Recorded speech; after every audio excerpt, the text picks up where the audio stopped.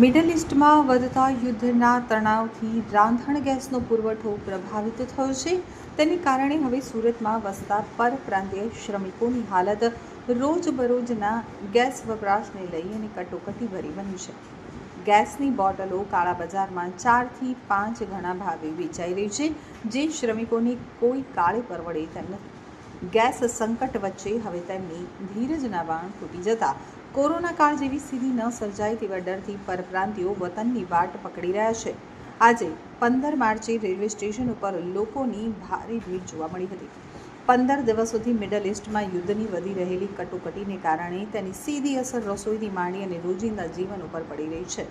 સામાન્ય 1200 રૂપિયાને ભાવે મળતો ગેસ સિલિન્ડર હવે 2500થી લઈ અને 3000 રૂપિયા કિંમત ચૂકવ્યા બાદ પણ નથી મળી રહ્યો. રાંધણ ગેસની વધતી જતી કાળાબજારી વચ્ચે શ્રમિકોએ તેમના વતન જવું વધુ મનનાસિબ સમજી રહ્યા છે. છેલ્લા 2 દિવસોથી સુરત અને ઉધના રેલવે સ્ટેશન ઉપર શ્રમિકો વતન તરફ પ્રયાણ કરતા નજરે ચડી રહ્યા છે. સવારે 8 કલાકની ઉધના દાનાપુર ટ્રેન અને 10:30 કલાકે તાપ્તી ગંગા ટ્રેનમાં શ્રમિકોની મહત્તમ ભીડ જોવા મળી રહી છે. ટ્રેનમાં બેસવા રીતસર લાઈનો લાગી રહી છે. આ મામલે અંજની ઇન્ડસ્ટ્રીયલ અને વીવર્સ એસોસિએશનના પ્રમુખ વિજય માંગોકિયાએ જણાવ્યું હતું કે અત્યારે તકવાદીઓ ગેસની અછત વચ્ચે તકનો લાભ ઉઠાવી રહ્યા છે. જે રીતે ભૂતકાળમાં કોરોના કાળમાં લોકડાઉન જેવી સ્થિતિ સર્જાઈ હતી ત્યારે જે પરિસ્થિતિનું નિર્માણ થયું હતું અને કામદારોને જે તકલીફ પડી હતી તે દોહરાય નહીં, તેના માટે કામદારોએ વતનની વાટ પકડી છે. તો હાલમાં વિવિંગમાં જે સ્થિતિ સર્જાઈ છે તે જોતાં 50% કામદારો અત્યારે તેમના ગામ તરફ જતા જોવા મળ્યા છે.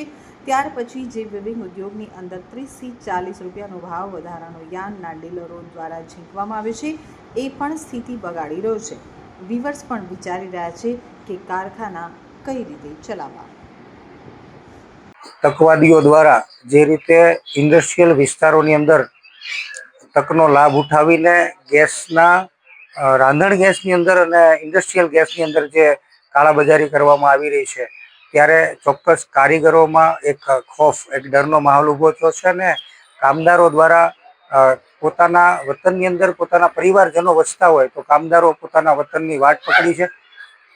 ઉપરાંત જે રીતે વિવિંગ ઉદ્યોગની અંદર વિવર્સોને પડતા ઉપર પાટવું છે, 30થી 40 રૂપિયા જે ભાવ વધારો આપી અને યાર્નના પ્રતિ કિલો યાર્નની જે ખરીદી કરવી પડે છે, એ સ્થિતિનું પણ નિર્માણ થયું છે. અને લોકડાઉન દરમિયાન જે કારીગરોને મુશ્કેલી વેઠવી પડી હતી, એ મુશ્કેલી ફરી વખત ન વેઠવી પડે એવું વિચારીને કામદારો જ્યારે વતનમાં જઈ રહ્યા છે, ત્યારે ઇન્ડસ્ટ્રીઝ બંધ થવા તરફ આગળ વધી રહી છે. ત્યારે તંત્રને અને સરકારશ્રીને હું વિનંતી કરું છું કે આમાંથી ઉગારી લેવા અને ઇન્ડસ્ટ્રીઝ એન કેન પ્રકારે ઇન્ડસ્ટ્રીઝ ચાલુ રહે એવો અમારો ભાવ છે, અમારો પ્રયાસ